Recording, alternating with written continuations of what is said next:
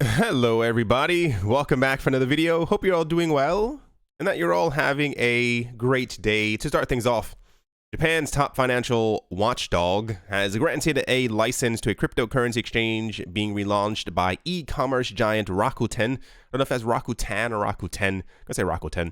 The country's financial supervisory agency, the FSA, announced the news on Monday, stating that the new exchange, Rakuten Wallet, is now registered with the Kanto Local Financial Bureau as a virtual currency exchange service provider under the country's Payment Service Act. Rakuten also confirmed the news in a separate statement. Rakuten Wallet is a wholly owned subsidiary of Rakuten and replaces an exchange called Everybody's Bitcoin Inc. that it acquired for $2.4 million last August. The firm rebranded the exchange offering to Rakuten Wallet on the 1st of March. In the announcement, Rakuten also said it was ceasing the older service at the end of this month, and that users can sign up for the new Rakuten Wallet service from April. If you were here yesterday, we also had news that Yahoo was also going to be creating their own cryptocurrency exchange. It seems to kind of be the new thing. It's interesting to still see, and I assume that it has to do with like saving face and not trying to get into a brand new industry that could potentially fail. No one knows what the future is going to hold.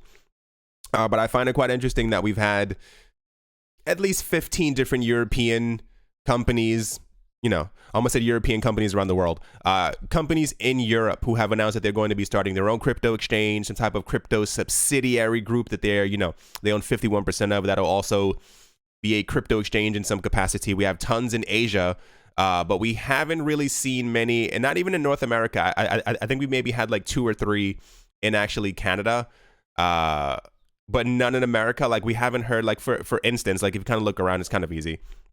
I was looking for how many people actually use Rakuten, and it shows over here in Q4 2018 they had 102 million active users who had signed in at least once onto their platform.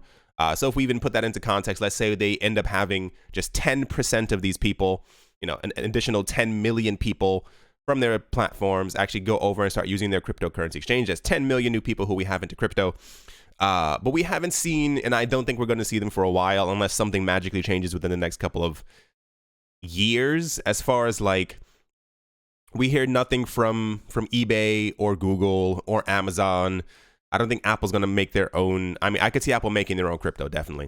They seem like that kind of company.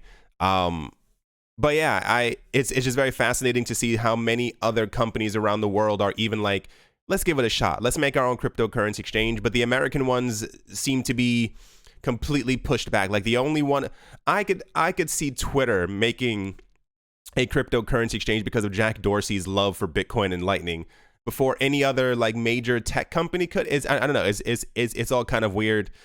Anyway, Rakuten is making their own cryptocurrency exchange, which is kind of cool. I mean, kind of the more the merrier. And it also does help when they come from like really big names, like I said, like Yahoo and Rakuten, making their own cryptocurrency exchange, especially if you have millions of people who are using them every single day, then they're more inclined to go, well, I already have an account with them. Why not just sign up and start buying some Bitcoin with them? It's kind of interesting. The major news of last evening and also today, a crypto hardware wallet manufacturer Ledger has announced full integration of Cardano or ADA, allowing users to secure their private keys on its flagship product, the Nano S. With the addition of Cardano, Ledger's Nano S now supports all of the top 10 cryptocurrencies. It says including Bitcoin, Ethereum, and XRP, because why would they have to single those 3 out? Like we know that they already support them. They said Cardano is now supported by Ledger. Users will be able to protect their private keys through Ledger's Nano S wallets, giving them another secure cold storage option for their ADA. Learn more here. This is posted by the Cardano community. The Ledger Nano S also integrates with the Emergo-developed Yori wallet, making it the first official companion app to support the Cardano Ledger hardware wallet. This was posted by Charles Hoskinson. I actually am not sure if this is real, if this was specially made for him. For those who are not looking at the screen, it's a Ledger Nano S that has the word Cardano written on it. Sorry, that's my voice again. What's the word?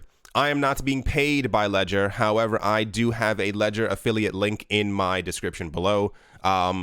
when I checked Ledger the last time, I don't think they had a Cardano specific ledger. They might have added that recently. So if Cardano is really something that kind of gets your blockchain going, maybe they actually do have one. Anyway, I know a lot of people are very excited about this. And this is part of the reason why I think yesterday the price of Cardano was actually shooting up, because it had finally received support from the Ledger people. I don't know.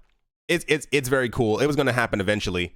I mean, because Cardano is, one of the largest coins. It's kind of come into its own over the last year and a half, 2 years. It's no longer like a new coin on the block. It's kind of a very well-known one. And yeah, let's move on. Next up, sending Bitcoin Lightning payments over the web might soon get easier. That's because a new Bitcoin standard for simplifying Lightning payments, the open source WebLN standard, is gaining traction, now being used by Lightning Jewel and Blue Wallet, two of the most popular Lightning wallets, as well as apps like Lightning Spin, to slim down the number of steps a user needs to make a payment. This is an important step for Lightning, an experimental technology that is still risky to send real money over. Developer warnings aren't stopping eager users from trying out what they believe to be the future of Bitcoin payments. As they've toyed with payments, they've bumped into issues trying to send or receive value. Lightning isn't perfect. Nothing is perfect, especially if you got your first computer like Windows 95 and you have a computer now, you know that even after good 20 something years of developments, computers still aren't that great. Anyway, the point is, I'm seeing a lot of movement and not friction, not the word that I'm looking for. Just a lot of movement around the Lightning Network. A lot of people, this is kind of like the thing that's being touted as the thing that's going to get Bitcoin moving forward. And there was also another thing that I don't have in here. It was a story about there's like other crypto people who are trying to launch their own cryptocurrency exchanges, are trying to think of launching them, or rather using the Lightning Network to be able to send payments back and forth through the Bitcoin channels and stuff like that. And I mean, what have you. I think everyone is hoping that Lightning is going to be the end all, but it's not. It's just that Lightning is usually the only thing that we hear about. Like, you realize we don't even hear about Liquid anymore. Lightning is kind of the thing that everyone's kind of leaning on or resting on as the quickening savior for Bitcoin. Next up, Binance is in the news. The world's largest crypto exchange, Binance, is moving to boost compliance and data security through a new deal with Medici Ventures portfolio firm Identity Mind. Identity Mind announced on Tuesday that it has partnered with Binance to improve existing data protection and compliance measures for the exchange's global operations. Identity Mind provides cryptocurrency exchanges a real-time platform to comply with Know Your Customer and anti-money laundering regulations worldwide to prevent fraud, according to the announcement. The startup helps cryptocurrency exchanges with client onboarding, transaction monitoring, and case management solutions. Identity Mind CEO and President Garrett Gafka said, "Our risk and compliance platform, powered by a patented digital identities engine, meets the scale demand of Binance's global operations while providing a highly accurate system for assessing any global risk factors from outside entities for transactions." The news appears to indicate a shifting stance from Binance, who has previously avoided the strict compliance route chosen by top exchanges such as Coinbase. This is really funny how this happened like immediately after we were talking about this. I think on Monday and Tuesday, the news was floating around how, what was it, MIT, they were like, yeah, Binance is going to lose because they're not being compliant. They understand that they have to be compliant, but the point is you move to a country where you don't have regulators stepping on your throat and on your face at the exact same time while they're telling you to stand up. They know what they have to do. Like, you have to understand, Binance is a multi-billion-dollar company. They're not just like willy-nilly, floating around the planet trying to, avoid regulators. They understand what they have to do. They meet with regulators. They meet with presidents and prime ministers of countries. If you've been paying attention to where Changping Sao goes to and where the other rest of the team, they talk to regulators. They're not idiots. Anyway, I'm wondering exactly how this is going to change the website, change their motto, because as of right now, it's pretty darn easy to get onto Binance. I think you need like an email. So we'll see exactly how this ends up maybe changing things for Binance. Oh, little side note, if you can hear my, I don't know if my voice sounds different. I know it sounds a little weird to me. I just woke up. So yeah, if it sounds like I'm like a 1970s radio DJ, then it is what it is. The Singapore-based crypto exchange known as Huobi says it will launch XRP future contracts on its derivatives exchange this Friday. The exchange, called Huobi DM, already supports Bitcoin, Litecoin, Ethereum, and EOS futures. The contracts will be weekly, bi-weekly, and quarterly. Here's the actual contract right here for those who are looking at the screen. Huobi is ramping up support for XRP across its ecosystem. The company added the digital assets to its over-the-counter trading platform for institutional investors on the 6th of March, joining Bitcoin, Ethereum, Tether, EOS, and the Huobi token. This is really funny because we were also talking yesterday. Crypto drives me insane because somebody creates something and the next day everyone kind of has their same exact thing. Everyone kind of raise their hands and go, yeah, we have the same exact thing. We were talking about yesterday. Kraken, they just launched, was it Bitcoin, Litecoin, Ethereum, and XRP futures as well on their platform. Now Huobi's doing the exact same thing. I mean, it's kind of cool. It kind of is what it is. I would assume, as they are a cryptocurrency exchange, that they probably are doing physical futures and not like cash settled ones. So this is also kind of good as well. I don't know. I find it so interesting how, rather, I'm excited that there was so much talk around a Bitcoin or cryptocurrency futures release in the United States. And now multiple cryptocurrency exchanges around the world have realized that they can just launch their own futures, which kind of makes the futures that everyone has been waiting for relatively null and void, because these are also all futures. I think all we need now is another country to release another ETF or an ETP or anything like that that everyone else in the world can kind of use, because you have to exclude the US because of the SEC. Anyway, let's move on. I think for a for a lighthearted ending to all of this, I found this completely hilarious. A banker from HSBC has urged the U.S. Commodities Futures Trading Commission to make more positive noise about distributed ledger technology in order to encourage adoption by hesitant businesses. Among other recommendations for the agency, it would also be beneficial if the CFTC would give some positive words about DLT and DLT adoption. HSBC Senior Vice President Jesse Drennan said during the regulator's Technology Advisory Committee meeting on Wednesday, adoption of the tech is not exactly being hindered right now, Drennan explained, but firms looking to either go live with DLT or otherwise bring the tech into production typically review how regulators are looking at the technology. Part of their concern may stem from not being clear about how the regulator may feel about the technology, even outside strict regulatory standards. Certainly, there is a sensitivity to how the regulator may feel about such technology and supporting the activity that parties are rolling out.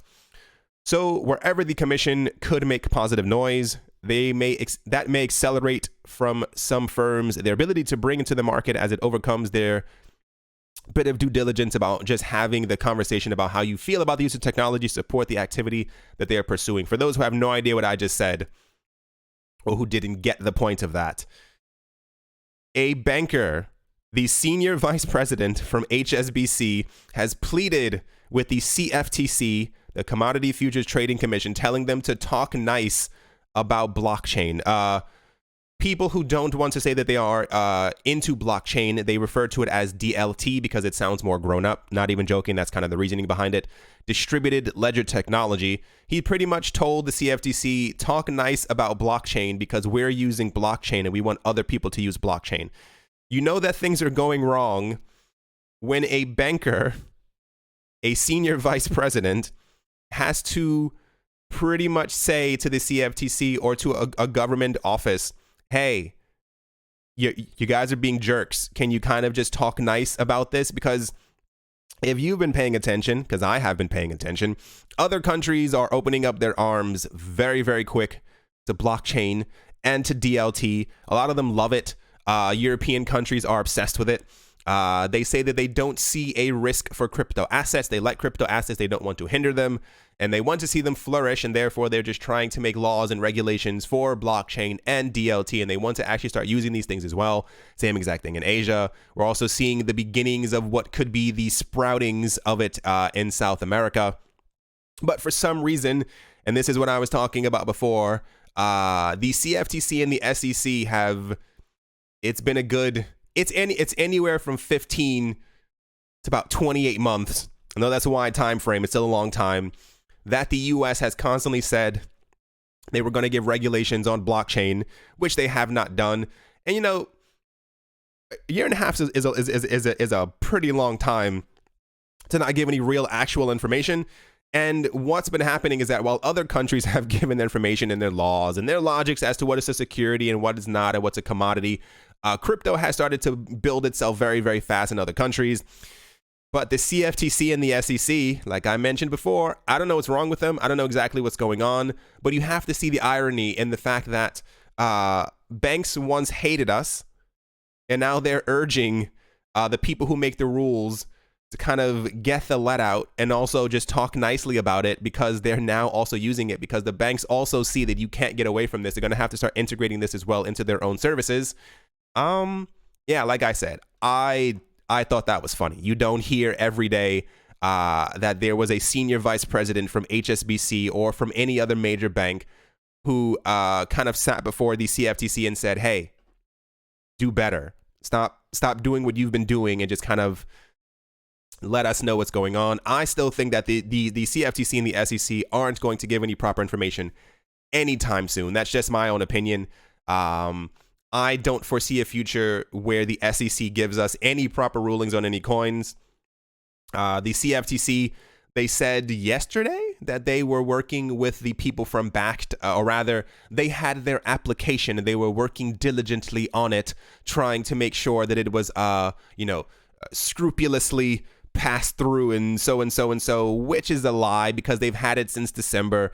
They were given 30 days. It doesn't take 120 days to look at a couple of pieces of paper. Anyway, if you needed to smile today, think about that. You know, when you want to talk about adoption and how far we've come, we now have major bankers urging the CFTC to make positive noise about distributed ledger technology.